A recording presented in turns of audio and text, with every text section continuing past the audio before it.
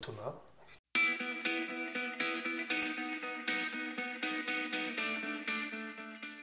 Plutôt calme, plutôt calme, plutôt timide. Et je pense depuis quelques années assez sûr de moi et de mes convictions, on va dire, dans tous les domaines. C'est comme ça que je me définirais le plus simplement. Comme tous les HPI, on se sent différent, mais en fait, maintenant qu'on a les mots dessus dans la science, on va dire, on le sait tous au fond de nous. Et, euh, et du coup, HPI peut être lié à trouble du spectre autistique, enfin, parce que du coup, on n'est plus autiste aujourd'hui, on a un trouble du spectre autistique qui va de très léger trouble, du coup HPI, à carrément Asperger ou juste incapacité d'être dans le monde social actuel. Et du coup, j'ai toujours senti cette différence, mais en même temps, très vite, j'en ai fait une force. Donc ça m'a pas impacté, enfin ça m'a impacté directement, mais ça m'a pas impacté socialement, on va dire. HPI, c'est haut potentiel intellectuel.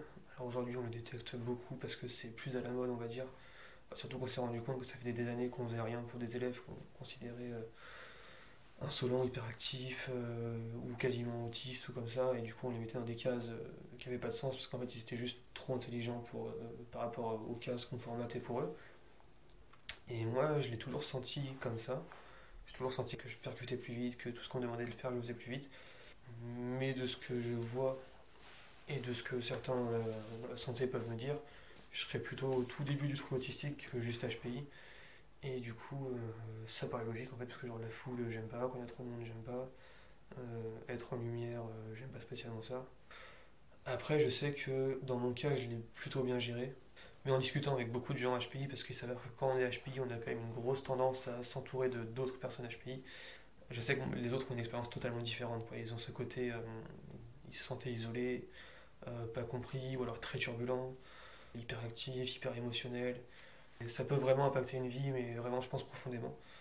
Ça peut faire passer pour bizarre, du coup, parce qu'effectivement, il n'y a pas trop de filtres dans les propos comme ça. Enfin, après, j'ai quand même des conventions sociales, donc je sais quand il y a des trucs qu'il faut dire, des trucs qu'il faut pas dire. Mais j'ai pas ce raisonnement immédiat de est-ce que ça va choquer les gens, ou est-ce que ça peut faire de la peine ou comme ça. Genre si la chose me paraît logique, je dis la chose. Et j'ai ce truc très binaire du coup de c'est logique, c'est pas logique, ça marche pas. Donc je pense que ça aide pas mal dans la vie pour aller vite, aller bien, être précis sur les projets et tout ça. Après sur les relations personnelles, j'essaie de faire des efforts pour être mettre plus de forme. Je suis très rationnel, donc j'aime bien contrôler les choses. S'il y a un truc qu'on ne contrôle pas, c'est les émotions. Et je pense que le HPI du coup fonctionne par imagination pour certains. Et moi, c'est clairement le cas. En même temps, sans imagination, je pourrais pas créer de choses. Et du coup, comme pour moi, c'est une des premières choses à faire dans ma vie, créer des choses. Il me faut de l'imagination derrière, et du coup, c'est super, super important. Clairement, je fais tout au feeling. Après, il s'avère que là, mon feeling est très pragmatique avec des études, des études de situation comme ça. Ce qui est assez perturbant parce qu'en fait, mon feeling n'est pas vraiment un feeling, c'est vraiment juste. Je pense qu'inconsciemment, je classe très vite les choses et pour moi, c'est avant tout un mode de pensée euh, très rationnel en fait. Hein. C'est de la philosophie rationnelle au final, c'est vraiment ça. Mais ouais, je sais pas, c'est comme ça que je fonctionne. J'ai toujours fonctionné comme ça en fait, sans même m'en rendre compte. Et du coup, cet instinct et ce feeling, j'adore le fait qu'il marche bien en fait. Ce côté anticipation, j'adore ça. Parce que je déteste être surpris. Tout ce qui est anniversaire surprise et tout, on peut oublier, ça va en dingue. Par exemple, si je rentre du boulot et qu'il y a je sais pas, quelqu'un qui passe à la maison pour boire un café ou comme ça et que c'était pas prévu, ça va chambouler tout mon plan que je me crée en fait dans ma tête. Je fonctionne vraiment par anticipation, encore une fois, surtout même sur la journée. Et du coup, ce côté surprise, en fait, ça casse le tableau que j'ai fait, on va dire, entre gros guillemets. Mais je pense que ça vient vraiment du trouble autistique pour ça, enfin, HPI trouble autistique. Ou juste pour moi, avoir quelque chose qui ne fonctionne pas comme il était censé fonctionner, ou plus ou moins comme il était censé fonctionner, ça n'est pas possible en fait. Genre dans mon cerveau, ça ne marche pas. Si j'arrive à savoir vers quoi on va, ça permet de mieux construire, mieux anticiper ce qui pourrait arriver, et du coup de mieux se construire un avenir plus sain, plus renforcé, et plus apte à recevoir des turbulences diverses et variées. Quoi. Je pense que ça serait de trop garder pour moi les choses et d'attendre un peu genre bombe à retardement, vraiment d'attendre que les choses soient plus acceptables pour vraiment exploser. Et du coup, ça entraîne le deuxième défaut qui est que si ça explose vraiment. Alors, sans violence réelle, hein, mais juste psychologiquement, ça serait trop quoi. Ça serait plus ou moins la même chose que le défaut au final, ça c'est marrant. Mais c'est le côté de pouvoir emmagasiner pendant très longtemps des choses perso, des choses d'autres personnes, capter les problèmes des autres et, euh, et de le faire sans jugement, vraiment d'aider les gens, juste d'emmagasiner, de les laisser déverser, on va dire, leurs problèmes, leurs colères, leur peur ou autre. Et que ça m'impacte pas directement aussi. Donc j'ai le recul nécessaire pour le faire, sauf quand c'est trop, et là ça redevient un défaut. Donc ça peut être ma meilleure qualité ou mon pire défaut effectivement sur ça. J'analyse extrêmement vite, extrêmement bien les situations, les choses, les gens en général, et même les choses qui sont parfois cachées, on va dire dans les secrets professionnels ou comme ça, j'ai très très lucide là-dessus, et j'ai très souvent juste. C'est rare que j'ai... C'est pas très quand c'est pas assez prétentieux, mais c'est assez rare que j'ai tort. Parce que du coup, je sais plus ou moins à l'avance comment vont se passer les choses, aussi bien dans le côté pro que dans le côté perso, de par l'expérience générale que j'ai pu avoir dans ma vie, ou juste par déduction, je sais pas, genre un peu naturellement. Ça se jouerait entre la naïveté des gens, je pense, sur des sujets précis.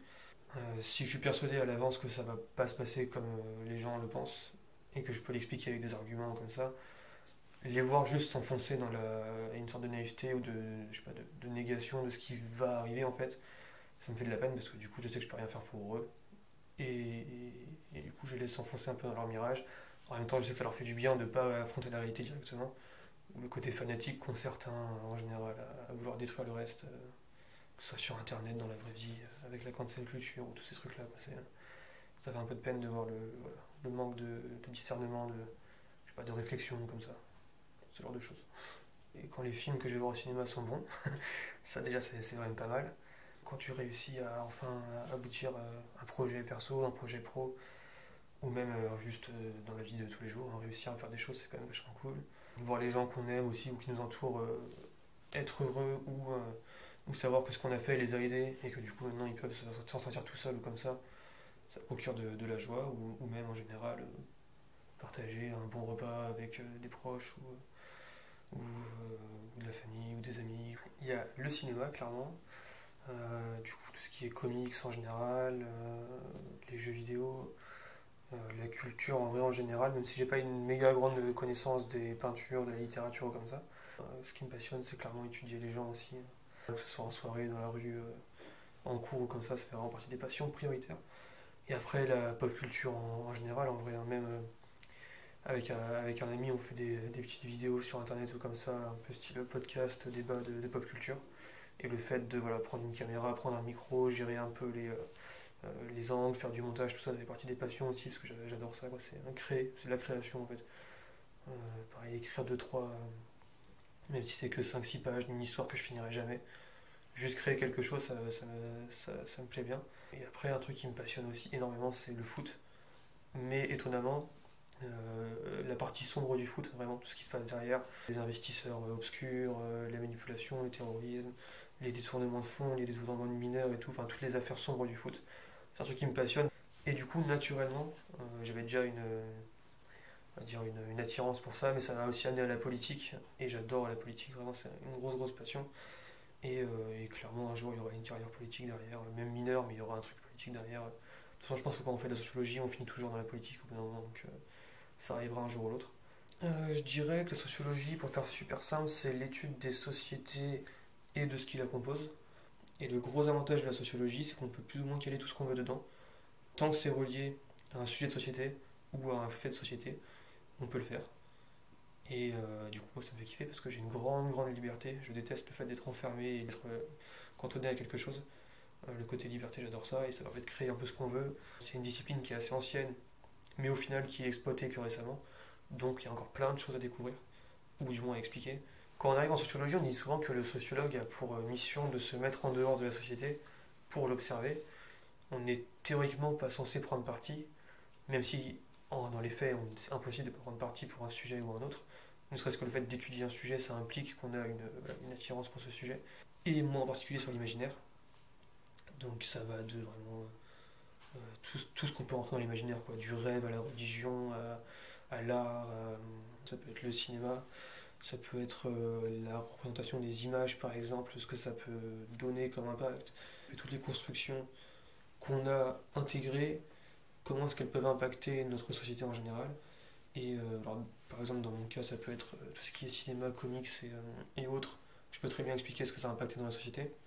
Et du coup, si je peux avoir ce rôle-là, et j'espère pouvoir l'avoir, voilà, d'être dans les médias ou d'être juste connu en tant qu'intellectuel, écrivain ou comme ça, voilà, que ça ait un impact réel sur les gens, c'est le but ultime, quoi, vraiment, ce serait vraiment ça.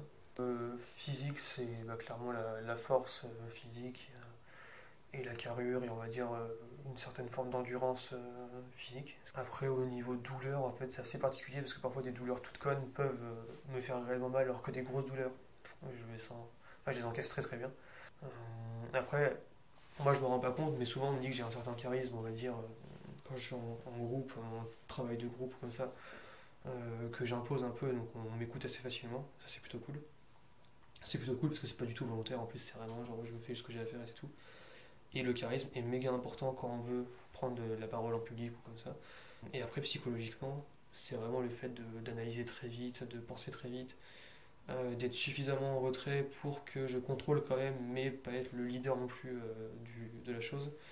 Et une capacité à encaisser et à retenir les choses aussi assez prononcée. Donc ça c'est plutôt cool. Et après je pense que le fait d'être intelligent du coup amène à beaucoup de lucidité sur plein de sujets et ça évite pas mal de déceptions, de désillusions personnelles, professionnelles, sur plein de sujets en fait. Donc ouais, ce serait vraiment ça, ce serait force de l'esprit en fait en général. Vraiment en général c'est ça. Étonnamment l'honneur, même s'il y en a de moins en moins qui en ont, mais l'honneur j'aime bien ça. Déjà parce que du coup ça veut dire qu'en grande partie tu peux faire confiance à la personne.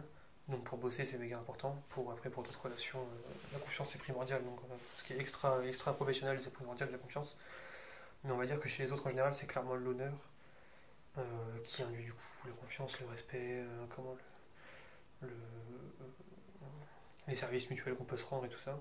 Je pense que les gens comme moi on ne peut pas fonctionner avec des personnes qui sont pas comme nous en fait en réalité. Enfin du moins fonctionner à long terme. Fonctionner en tant que pote, pas de soucis comme ça. Mais, ou même au travail, mais fonctionner à long terme c'est pas possible je pense. Il faut qu'on ait les mêmes conditions cérébrales, on va dire, pour y arriver.